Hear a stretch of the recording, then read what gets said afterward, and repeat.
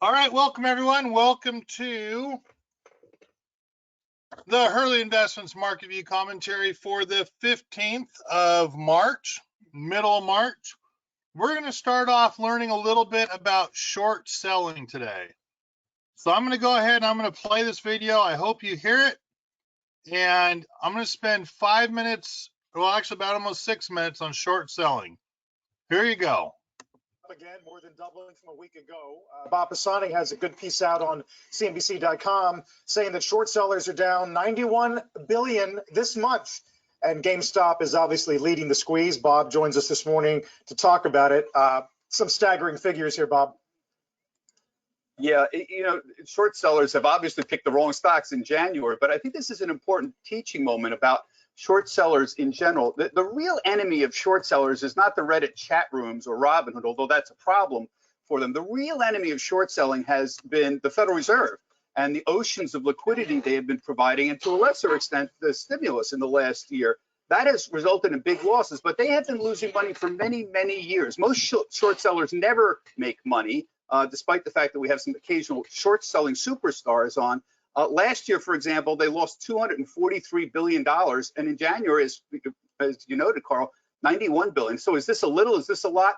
Shorts at any one time are about 2% of the market value. About 2% of the market value is short. So we have a maybe $40 trillion stock market. That's about $1 trillion short. So you lose 240 billion of 1 trillion. That's a 25% loss. That's a pretty bad year for most short sellers, and yet we know that they have a lot of value. They provide a lot of value overall. They provide hedges to long portfolios, and they provide liquidity for equities and those derivative traders that are out there as well, who take the other side of the options trade. So there's a lot of value here, Carl, for those shorts. Yeah, Bob, it's David. Of course, we always need to remind people who perhaps don't fully understand it, the unlimited downside of shorting stock, right? I mean, when you own a stock, particularly not on leverage, it can only go to zero.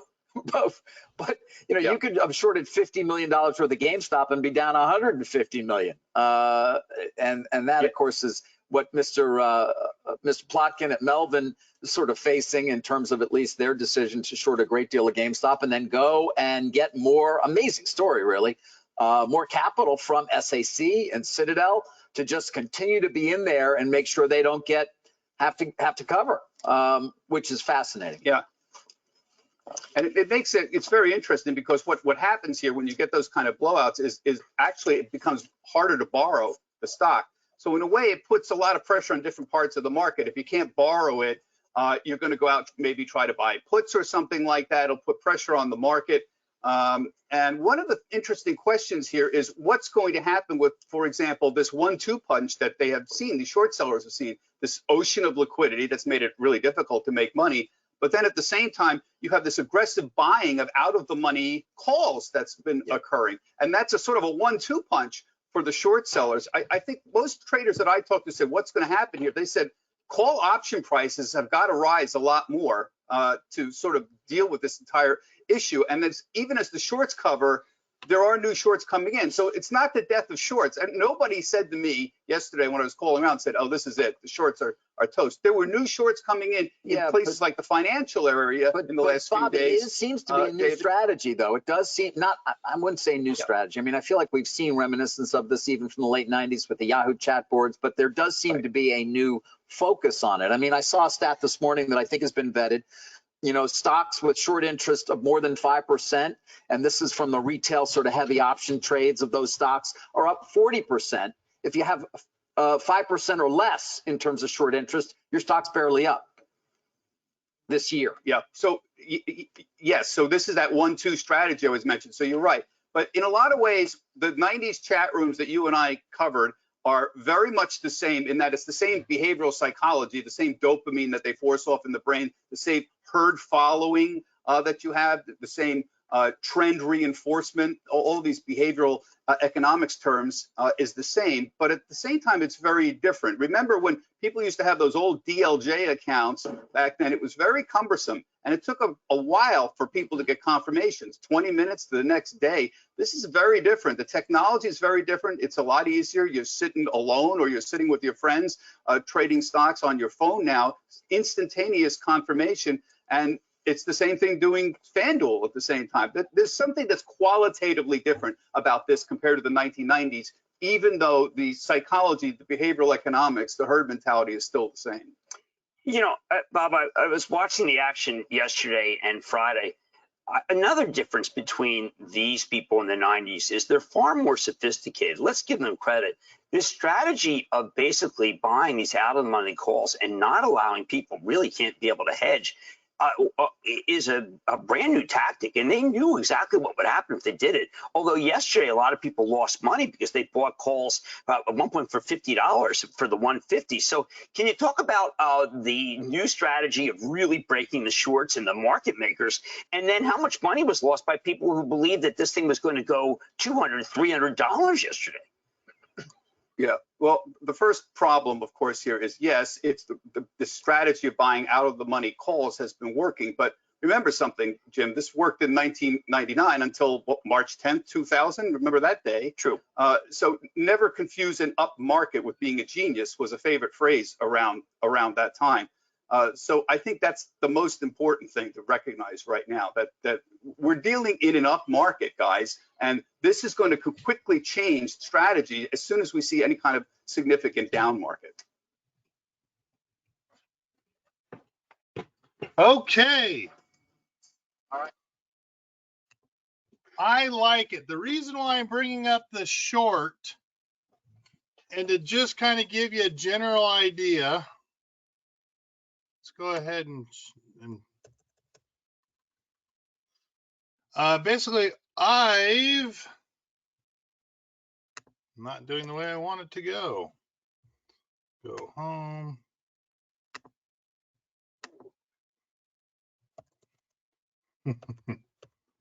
Come on, Hurley.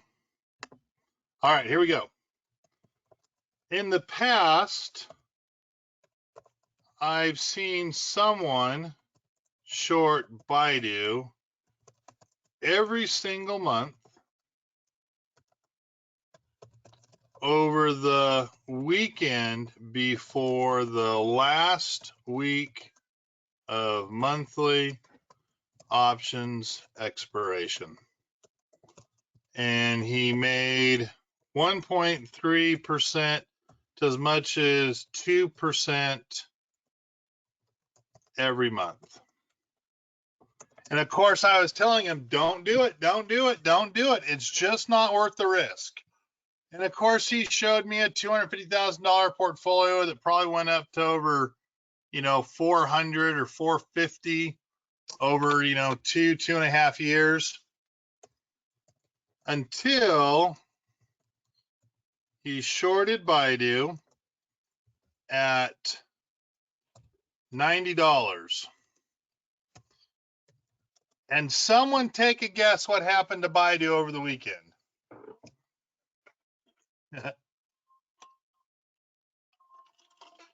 Yes, Google said,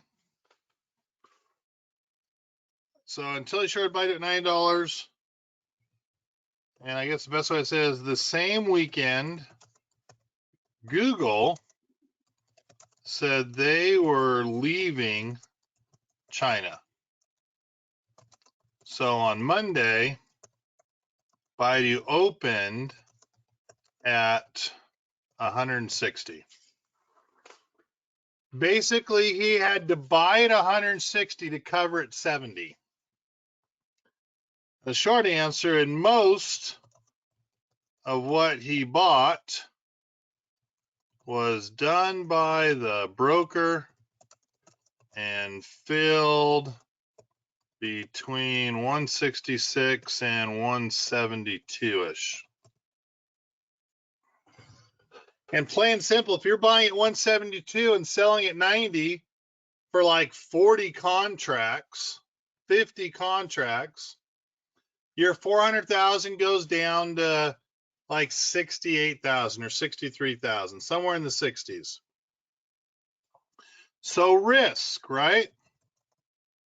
Risk is equal to as high as the stock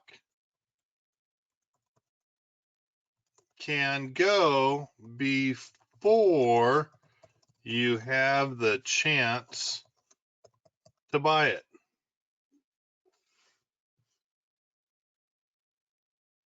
It is ridiculously scary.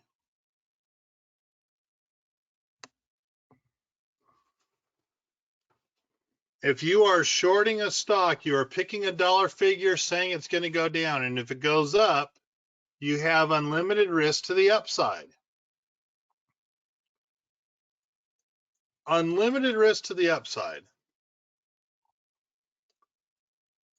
Now, if you purchase the stock, then the stock can only go out of business. You can only lose the money you spent on it. But if you leverage and short $50 million at 190 and the stock goes up, or excuse me, at $90 and the stock goes up to 270, you're now on the hook for 3 times that amount, or $150 million.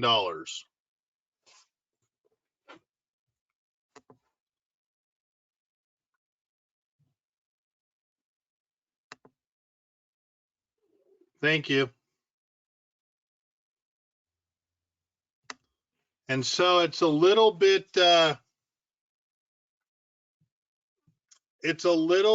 unnerving.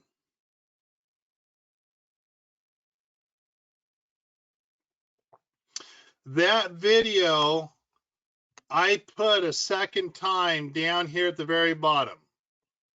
Buying Bank of America. If you click on this video or this link, it'll send you right to the vid. Nope, not that one. For the video you just heard about short selling, I've got that video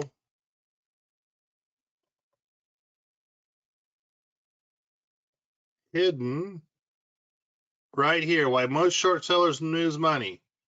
If you click on this link, it'll send you that video one more time to hear about short selling. Okay.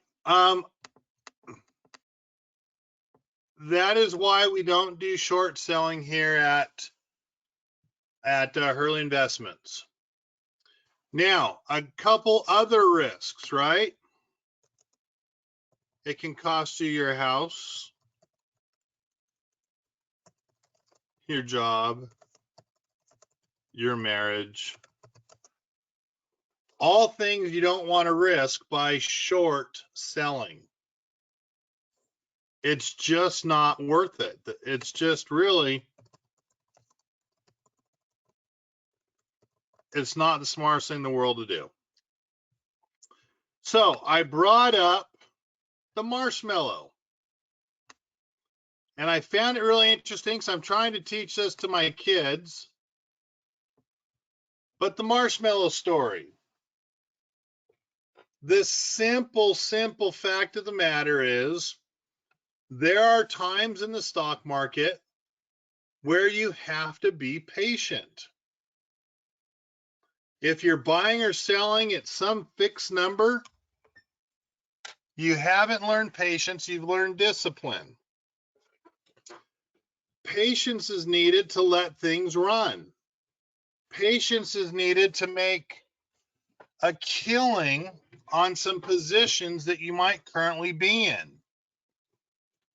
Patience is working your numbers and giving yourself time to have the market realize your numbers are correct.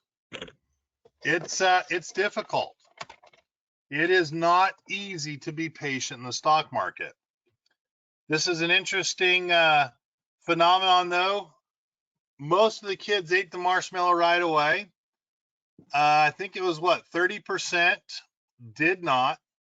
And the fact of the matter is, children who could not wait struggled later in life and had more behavioral problems, while those who waited tend to be more positive and better motivated, have higher grades and income, and have healthier relationships. It's pretty interesting. What started as a simple experiment with children and marshmallows became a landmark study suggesting the ability to wait, to be patient, was a key character trait that might predict later success in life. It's amazing how a little bit of patience can make all the difference in your portfolio. Now, I know someone's going to tell me, well, a little bit of patience can cost you your portfolio. And you are correct, it could. But patience, more often than not, is that trait that most investors are missing when it comes to trading. If you've ever told yourself, I should have waited, patience is the key that's really hard to overcome. I have the 5 things to start your day today because guess what the very first one is? Paying. President Joe Biden is planning the first major federal tax hike since 1993 to help pay for long-term economic progress, right? Economic program. According to people familiar with the matter, among the moves proposed are raising the corporate tax rate to 28%, increasing income tax on high earners, and a possible hike in capital gains tax. No date has been set for the announcement of the plan, though the White House said it would follow the sign of the COVID-19 relief bill. So, something to pay attention to. I always think we wouldn't see it till September, August, September, October. Obviously, the dummy wants to just trash things right out of the gates. Now, it most likely will not go into effect till next year's taxes. It will not affect us this year. You usually don't go retroactive on corporate hikes or corporate tax rates. Hopefully, they'll have some problems with it. And when they go and they take their summer break, they'll come back to it, which will we'll put it August, September, October. But already there's talk of that higher tax rate, which will not benefit the markets. It will not benefit small businesses. It will not benefit economic growth. All right, I'm going to keep moving on here. I'm going to go ahead and I have a little bit more about interest rates. Just keep going through and taking a look at what's happening here. Market recap for last week. The S&P ended at a high. In fact, the S&P is now up 5% for the year. It's amazing when you take a look at our charts. We were turning bullish last year on the Dow. We are definitely bullish in the last 5 days. In fact, we're almost touching overbought. S&P 500, we're technically bullish. Kevin, you don't have the 5 and the 20 in there. I know. After doing this long enough, you can notice when the 5-day crosses over the 20. And then for the NASDAQ, that one's a little bit different. We're on the line, haven't crossed, probably have the 5 and the 20. I guess we should probably go take a look, but NASDAQ's a little bit harder to read. Got to get the glasses on. Exponential, exponential. Go to the 5 and the 20. Looks like we're just turning bullish on the RSI up here. Not quite touching. Boy, this is harder to see than we would have thought.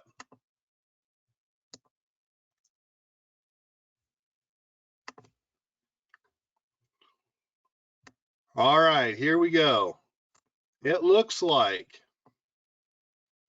we are just coming off of the median line, 52.79. So we're 2.79 points above the 50 median line. We are just touching, but we don't have a crossover. We are just touching, but we do not have a crossover. I'm going to tell you technically, we are still bearish on the NASDAQ.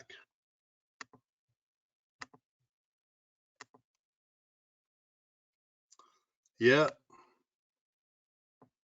Still bearish on the NASDAQ. It looks like we might be just above, still not quite above here. And boy, look at that, that pivot point, hold as resistance. Pretty interesting when you dig down into the charts.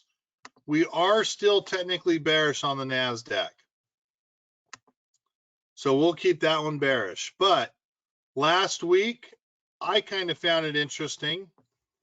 Out of all the 11 sectors rose last week, led by 5.7% consumer discretionary.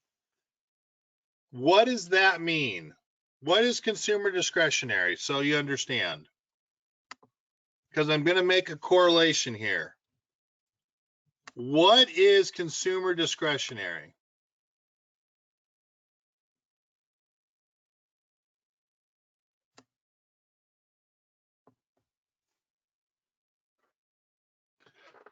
Anyway, there we go. What people are spending their money on. So if consumer discretionary, right? If consumer discretionary has already went up last week, what does that tell you?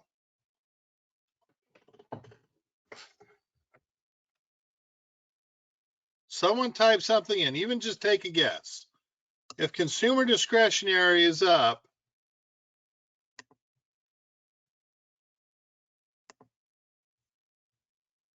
what does that tell you? And if you don't know, just type in a couple question marks. If you don't know, a couple question marks works just fine.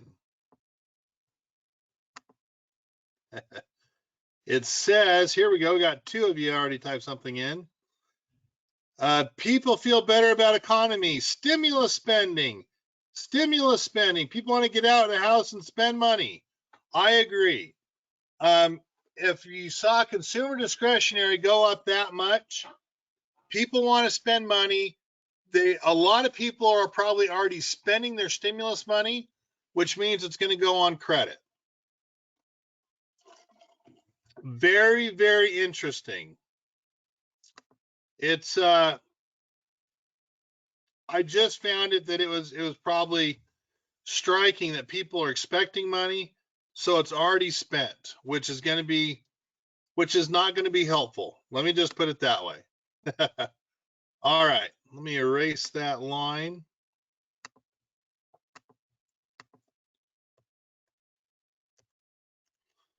Where the market's going to end this week, I'm just following the trend that we're going up, especially after last week.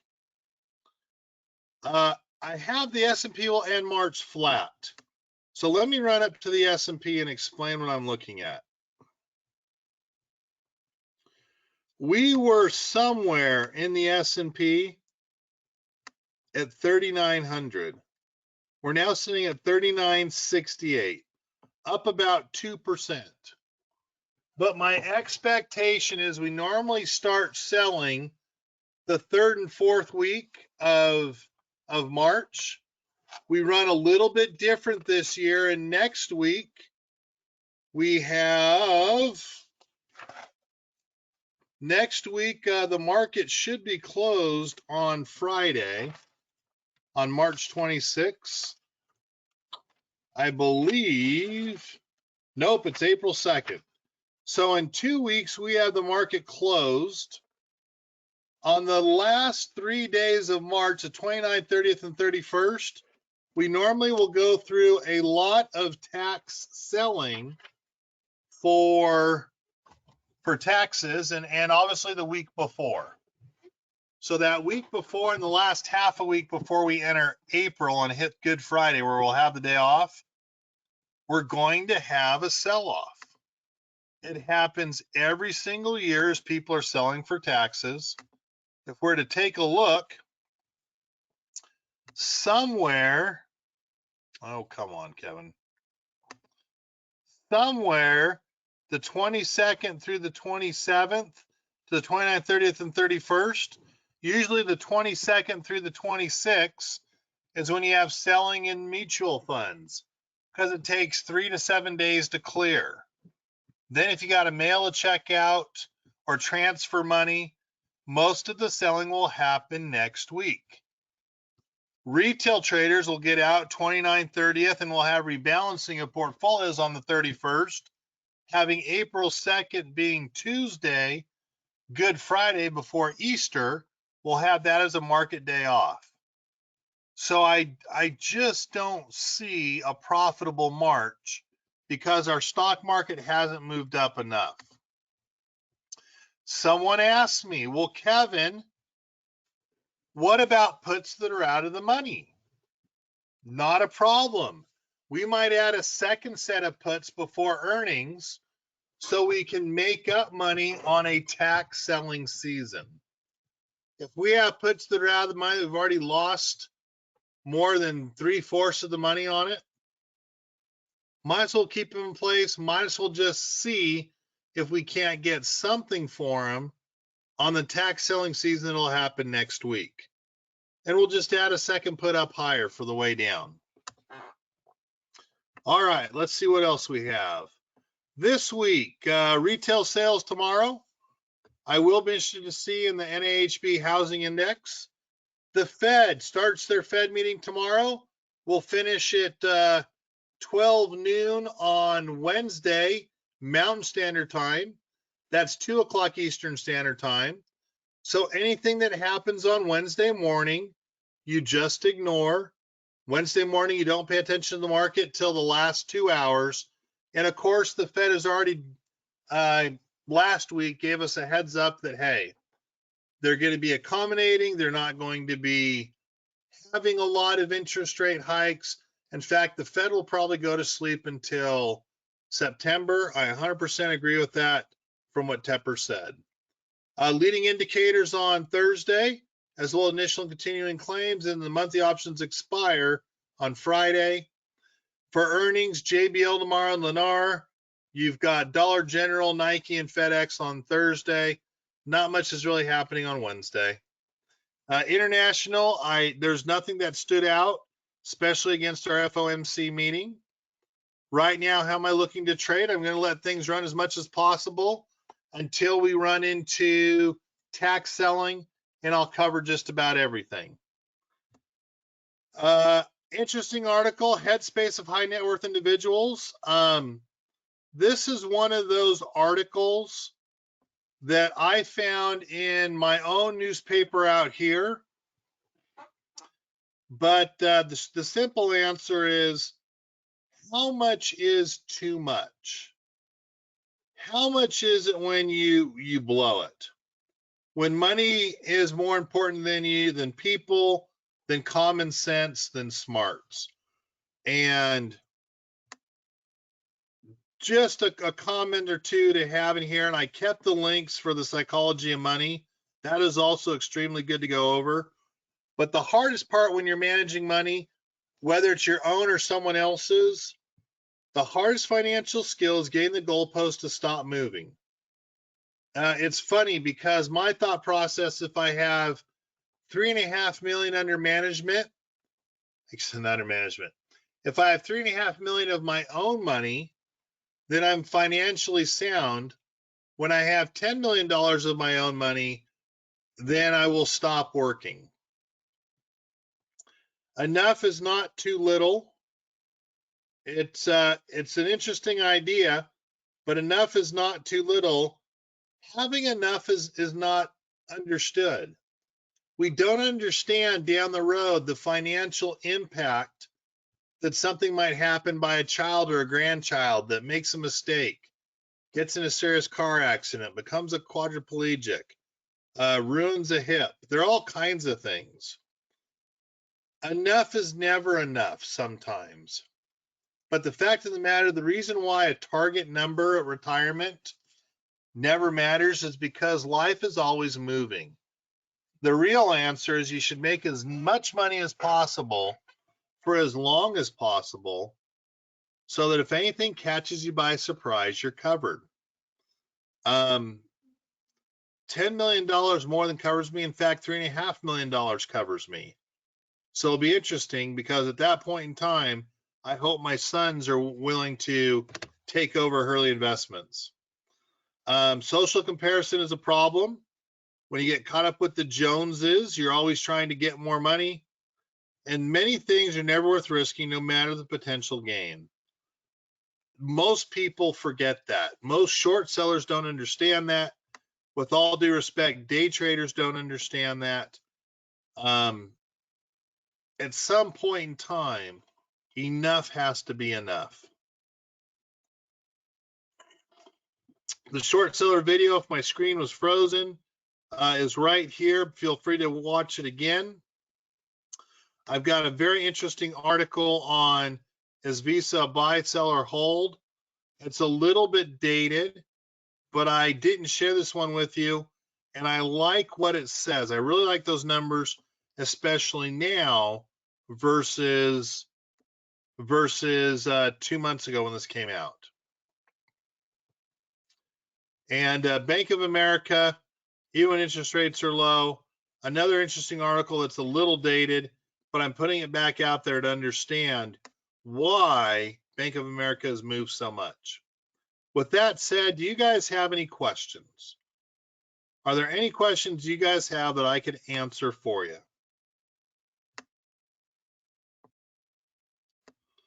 I'm going to give you 30 seconds. If you don't have anything, go ahead and just type in thanks, and I know that we're good.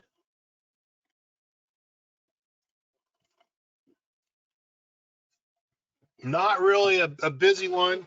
Yes, I can, Jim. I've got another call to do in front of you, though. All right, guys. Hey, I appreciate you being here. I do hope this was helpful for you, just seeing what I'm looking at. And let us go from there.